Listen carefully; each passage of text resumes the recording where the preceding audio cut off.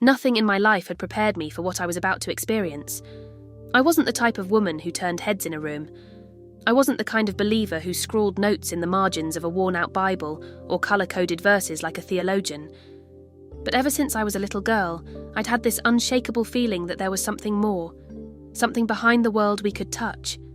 Like one day, the sky itself would unzip and reveal something we'd all forgotten. That day came. And when it did, it wasn't poetic. It wasn't sweet. It was violent. It was silent. And it came with a voice that shattered everything I thought I knew. It was a Friday soaked in heavy rain. One of those days where even your bones feel tired, as if your body had been holding its breath for too long. I'd left school early to take a colleague's daughter to the hospital, not a big emergency, just a fever and a little panic attack. But something in me told me I needed to be there. I dropped her off safely and headed home in my rusting grey Honda. The kind that smells like old receipts and childhood memories. The highway was darker than usual. The storm blurred the world into diagonal streaks. I remember the sound of the windshield wipers, mechanical, hypnotic, almost like a metronome for the heart. I was 2 exits from home when it happened. A truck. I never saw where it came from. Just this massive wall of steel bursting from the opposite lane like some mechanical beast that had escaped its leash. I hit the brakes. The tyres screamed. The car skidded. No prayer. No scream. Just a white flash, so bright it was like looking into eternity, and then nothing. Or at least, I thought it was nothing. When I opened my eyes, if that's even what they were, I wasn't in my body anymore. I was hovering above the scene like a balloon that had slipped from a child's hand.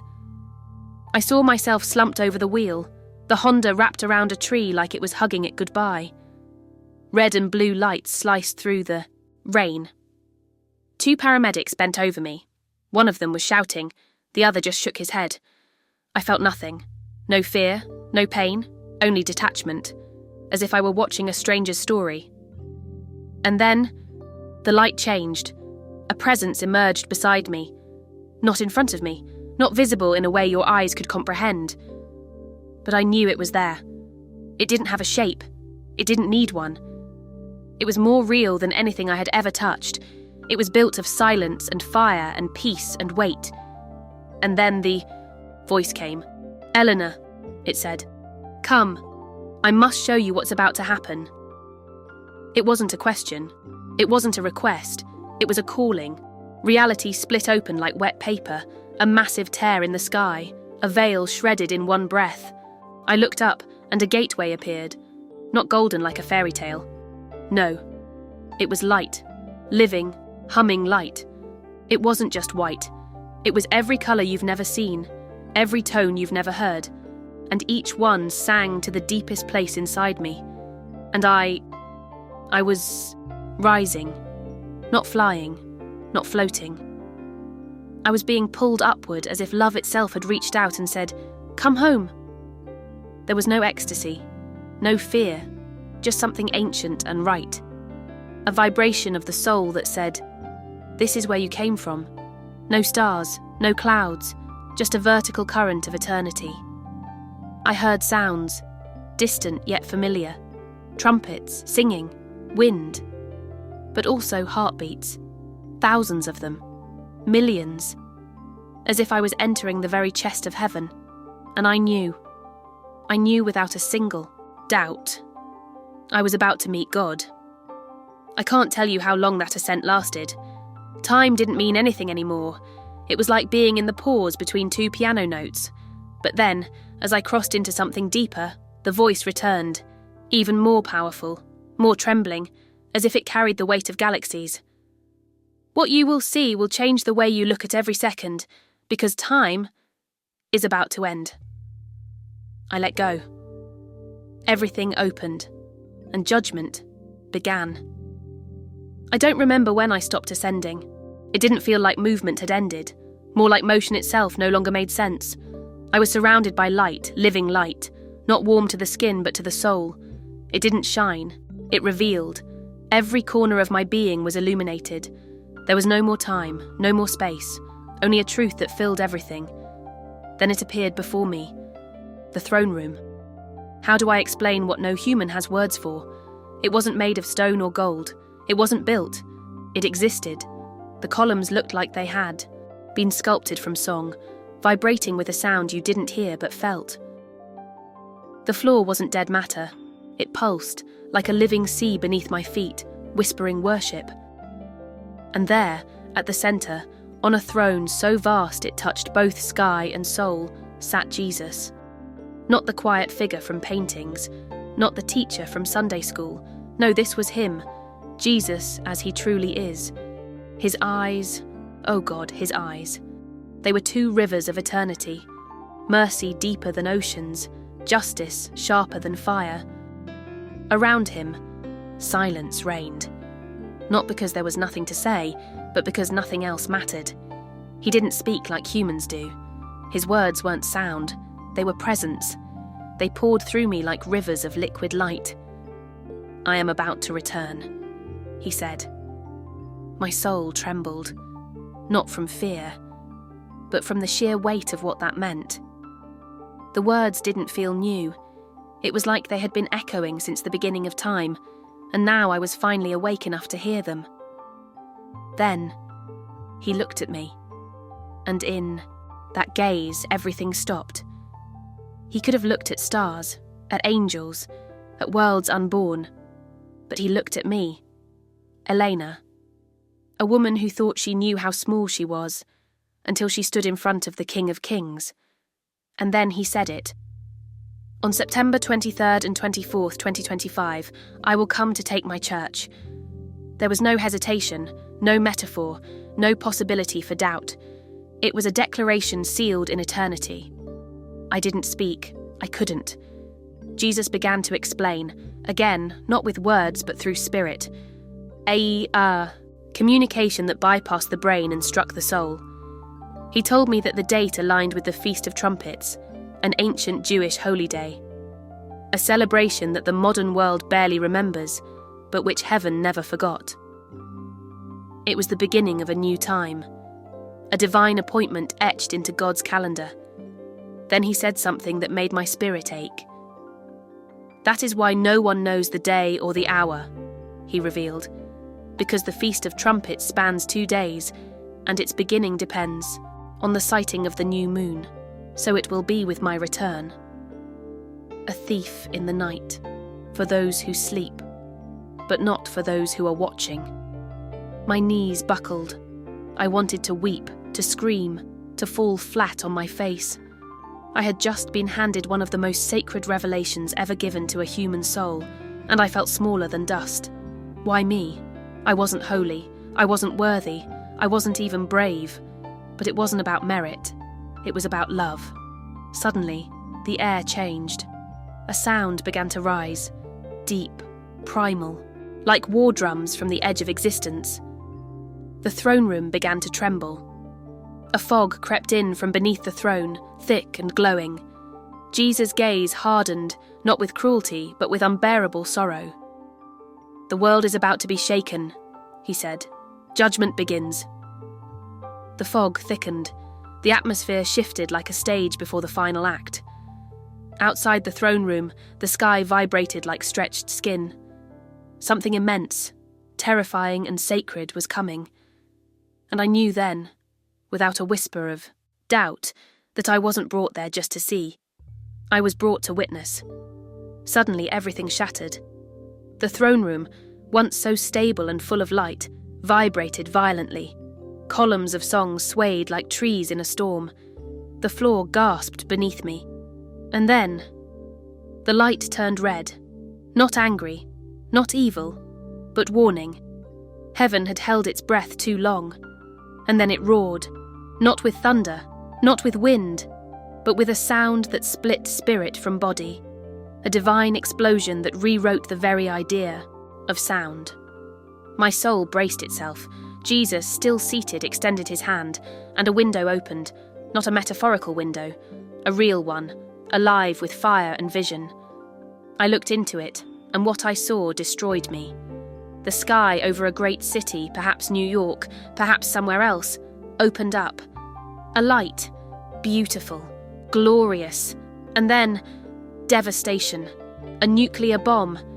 It fell like an ancient verdict. It didn't explode. It consumed. A fireball rose. The earth groaned. Shockwaves rippled through the planet like screams. Streets melted. Skyscrapers folded like paper. People ran but had nowhere to go. I saw children vanish mid-scream. Mothers fall to their knees holding shadows. I wanted to look away, but I couldn't. Then more visions. Cities across the globe. Berlin, Jerusalem, Seoul, Moscow, fire, collapse, a chain reaction of horror. I saw generals sealed in bunkers, pressing buttons with trembling hands, presidents staring into nothingness, knowing it was too late. Then his voice again. This time, like thunder soaked in tears. Those who do not ascend with me will remain, and for them 7 years of tribulation will begin. This is the beginning. I collapsed inside. I couldn't scream. I couldn't breathe. The vision wasn't symbolic. It was real. Coming. Already etched into the future. I saw a mother clutching the scorched bones of her child. I saw an old man cursing heaven from the rubble of a shattered church. I saw a child alone, walking through ruins, holding an open Bible he couldn't yet read, and I realised the rapture wasn't just a promise of love, it was a protection. Those who stayed, they would suffer, not because God hated them, but because they chose not to listen. And when I turned back to the throne, Jesus was crying, not with defeat, but with heartbreak. Warn them, he said. Warn them now, not tomorrow, because after my return there will be no more prophetic voice, only silence and blood. After Jesus declared, judgment begins, it felt like something inside. Me fractured. Not in fear, but in awe. Like the earth when it splits to reveal fire beneath the surface. Everything trembled. The throne room, the air, my own soul. Then, without transition, I was no longer there. It was as if a great hand had plucked me from that holy chamber and hurled me into a vortex made of light and silence. It closed behind me like the beat of a living heart, and I landed somewhere else, utterly different. A corridor, endless, silent, glowing with a golden radiance that didn't shine. It breathed. The floor beneath me looked like glass, yet pulsed like it was alive. I wasn't walking, I was moving, propelled not by will, but by something higher, something sacred. Ahead stood a gate, not just a door, but an entity, vibrating, towering, not made of wood or metal, but pure light. Behind it I felt something vast, eternal. I was in line, and I wasn't alone. There were others. Some were visible, with faces etched in sorrow or serenity. Others were more like shadows of thought, souls waiting. No one spoke. No one needed to. The silence was so heavy it felt like it had weight. Not oppressive, but full. Like the pause before a final verdict. Ahead of me stood a tall man, broad shoulders, raven black hair. He wept, quietly, violently. Every part of him shook, not from cold but from truth. His soul knew what was coming. The door opened, he stepped in, and vanished. Then, it was my turn. The light-formed gate swung open without touch. I passed through, and the moment I did, everything false in me died. No more nice Elena. No more Elena who helped children. No more titles or achievements. It was all stripped away. I was raw. I was real. I was what I had always been beneath it all. Truth and God. The throne towered above me, infinite in height and depth. Its base seemed rooted in the foundation of existence. Its top, who knows where it ended? On it sat the Father. Not a figure, not a face, but a presence. A golden intelligence so alive, so holy, it made every molecule of me want to fall apart in worship. I couldn't see his face, but I didn't need to. To his left stood Jesus, still, focused, not smiling, but utterly filled with peace.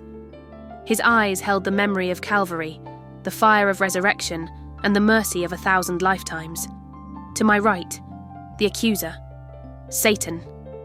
No horns, no grotesque form.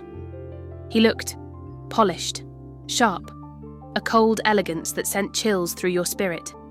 In his hand was a thick file. He opened it. Pages, hundreds of them. Each one was a sin. Each one screamed shame. And I couldn't deny a single word. I wanted to defend myself, to speak, but no sound came. In that holy presence, even excuses died. There were no loopholes, no justifications. The accuser spoke. His voice was like a blade dipped in law, precise, condemning. He presented his case with legal certainty. He had facts, dates, motives, proof, and he was right. Then Jesus moved. Not a step, just his hand. He raised it slowly, like he had once lifted the weight of the cross. And he said nothing. He didn't need to. In that gesture was everything: Gethsemane, Golgotha, the torn veil, the blood. And then the Father spoke. His voice was not sound, it was existence. Every atom in the room responded. She is mine. She has been redeemed. In an instant, the accuser's file caught fire.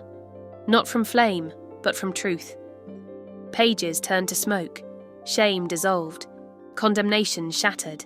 And I was free. I looked at Jesus. And in his eyes I saw the joy of the Father, the cost of the Son, and the calling of eternity. I was allowed to ascend, but I didn't go to a formless heaven. I found myself in a garden, a place unlike anything on earth. It pulsed with light, but not sunlight. It breathed, but not with air. The grass was greener than emeralds. The trees hummed softly, as if they remembered the day of their creation. The atmosphere wasn't just beautiful, it was alive with purpose. In the centre stood large wooden blocks, thick, ancient, etched, with names. Some had letters that glowed, etched deep with meaning. Others were blank.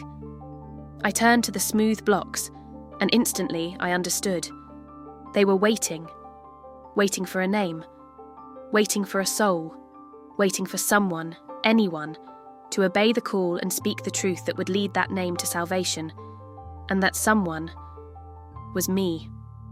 The garden was paradise, yes, but it also held pain, a perfect, holy pain, the ache of a father who longs for his children to come home. Jesus stood beside me. He said, "Nothing." He didn't need to. His gaze carried everything. 1,000 sermons, 1,000,000 tears, and a call I could no longer ignore. Suddenly, a memory returned. A place I had long tried to forget. A small, rented room. Plastic chairs in crooked rows. A wooden cross on a white wall. It was where I had tried, clumsily, sincerely, to start a church. A tiny, awkward ministry, born from a big, confused heart. And failure. I remembered locking the door for the last time, feeling like I had let God down. But now I saw. That was never the calling.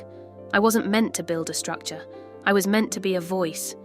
And then Jesus spoke, not aloud, but directly into the marrow of my spirit. I have not called you to build walls, but to break them. I do not want you to plant flags, but to raise my voice. Do not found a place, announce a kingdom. Do not sit on the throne of your desire. Rise to be my trumpet. I fell to my knees. The garden changed again. Suddenly I saw faces, billions of them, every skin tone, every age, every language. Some were kneeling, listening. Some laughed, mocking. Others stared with hollow, empty eyes. But all of them were still in time to choose. The vision shifted with the suddenness of thunder. The garden, the blocks, the serenity. They all gave way like curtains swept open by a wind not of this world. I blinked and found myself in a new space. And yet, I wasn't entirely in it. I was hovering, somewhere between the earth I knew and a higher dimension. Suspended, watching, witnessing. First, The earth appeared to me in fragments. Cities I'd never been to, neighbourhoods I didn't recognise but instantly understood. A tapestry of humanity fraying at its edges. Chaos, confusion, fire and silence. Western metropolises were hushed, not peacefully, but as if their souls had been snuffed out. I saw hunger in places that once knew abundance, governments passing laws in the name of progress, but which were, in truth, spiritual abominations, blessings. Spoken over perversions that God had always condemned, and behind it all, war. Not the loud kind of war with flags and speeches, but the kind that seeps in like poison, slow and merciless. Yet in the midst of that swelling darkness, something lit up in the heavenly garden behind me. A block, one of the ones that had been smooth, empty. Now its surface began to glow. Slowly, as if an invisible hand were etching a name into it. I didn't know the name, but I knew why it was glowing. That soul would be saved, because of my obedience, because I had chosen to say yes. And then he came closer. Jesus. He stepped forward like the king he is and gently placed his hand on my head. He didn't roar, he didn't thunder. He simply said, "Kingdoms will fail, cathedrals will collapse, but my word will remain, and you will carry it." I broke.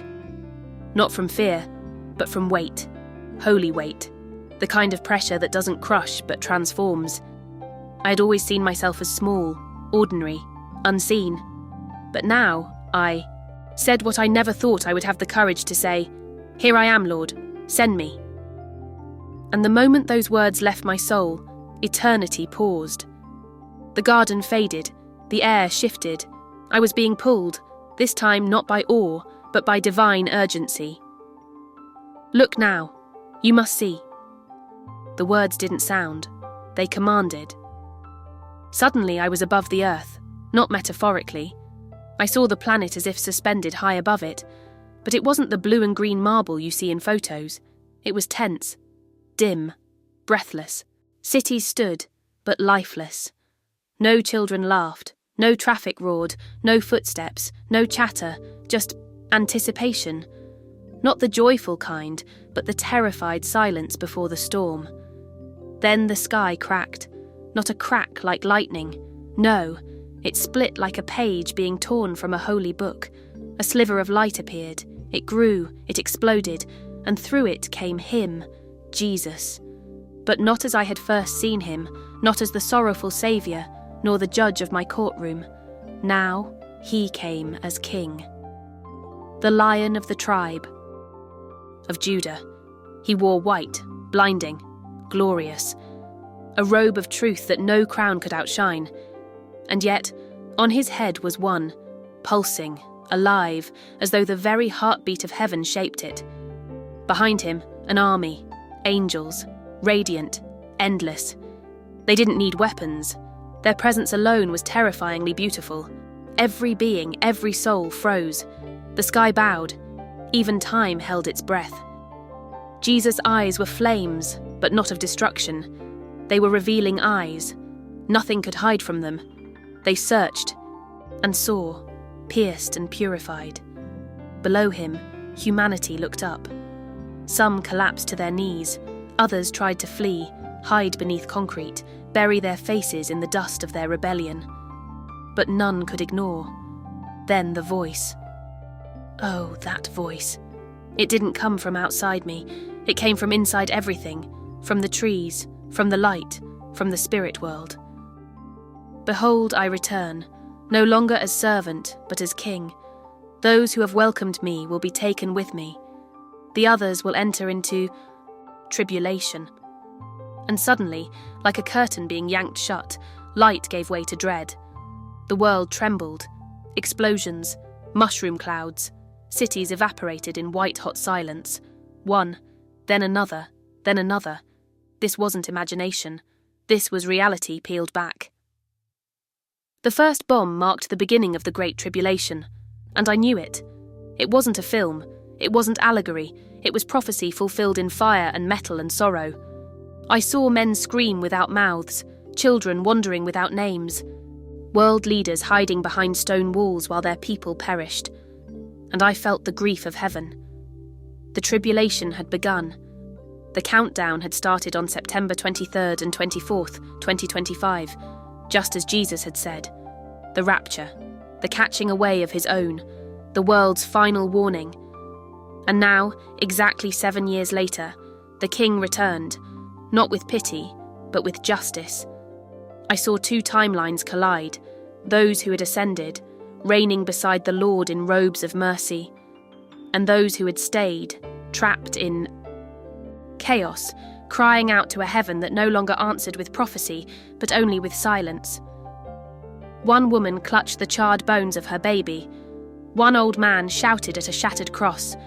One boy held an open Bible, weeping over words he could not yet read. And then, silence. One more time Jesus spoke to me, but this time it wasn't a vision. It was a commission. Proclaim what you have seen. Do not fear. Many will laugh, but some will believe, and for them this word will be salvation. The vision faded like the last note of a song too holy to be repeated. But I didn't return immediately. I lingered, suspended between the realms of glory and dust. It was a place not bound by time, as if even eternity had held its breath. A silence that wasn't empty, but pregnant with command. And then I heard him. I didn't see Jesus this time. I didn't need to. His presence wrapped around my soul like warmth after a long winter. His voice moved not just through the air, but through every part of me. Daughter, what you have seen is not for you alone. It is for those who have ears to hear. Go back, tell everything. Do not add, do not subtract. Many will ridicule you, accuse you of madness. But I tell you this, some will listen. And it is for those few that I send you. Every soul that converts because of your obedience will be like a gem in my diadem.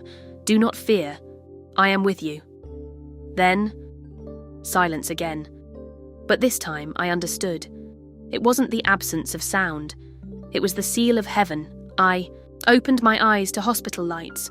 Cold, clinical, harsh. Voices rang out around me. I heard shouting, gasping. A nurse dropped a clipboard. A doctor cried out, "It's a miracle!" I had been dead.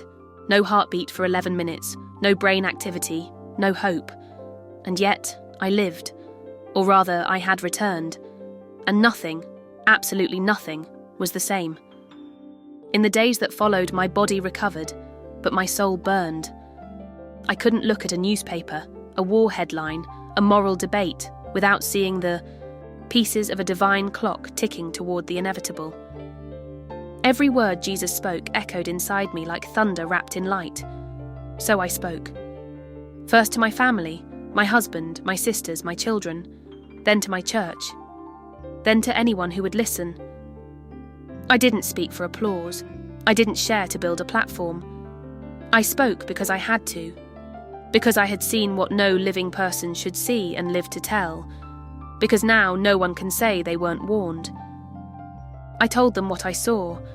I told them the rapture would take place September 23rd, 24th, 2025, that those who were not taken would face the beginning of 7 years of tribulation, a time of deception, destruction, and darkness. That the first sign would be a great explosion, a bomb perhaps, but more than that, a divine signal. The moment mercy ends and justice begins. I told them what I witnessed. Mothers broken, children abandoned, cities trembling under skies of fire. And I told them what I also saw, that the King will return. Not as a gentle preacher. Not with negotiations or extended deadlines, but in glory, power and judgment. That day will be September 15th, 2032.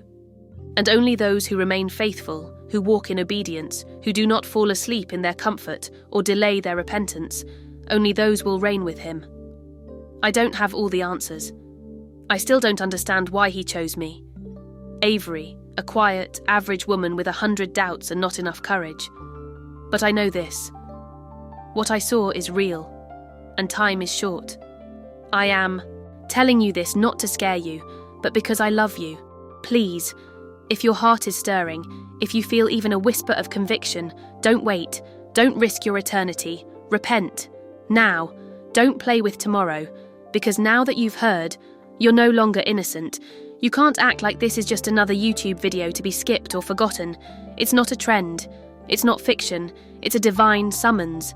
It's Jesus, looking into your eyes right now, saying, "Now that I have warned you, what will you do?